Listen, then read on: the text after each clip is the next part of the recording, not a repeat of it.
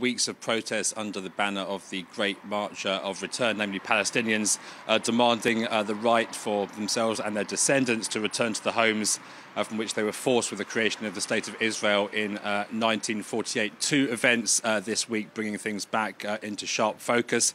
First of all, Nakba Day, a day proclaimed by former Palestinian leader Yasser Arafat to remember what I was talking about just there, the refugee catastrophe, as it's known here in Palestine. And of course, before that, the moving of the US Embassy to Jerusalem, which has heightened tensions during these weeks of protests.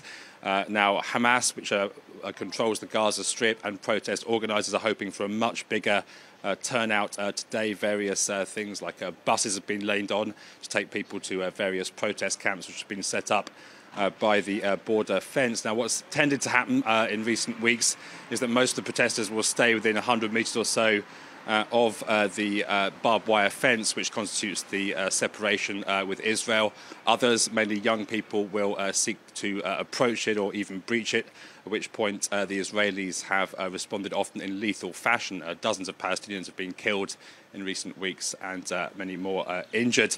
Obviously, given the predicted bigger turnout today, there are fears of violence. Israel has increased its troop numbers along its side of the barrier. And on the Palestinian side, Hamas's leader in Gaza saying that he couldn't oppose people trying to breach that fence, and saying also that today's march was about bringing about the failure of Donald Trump's plan.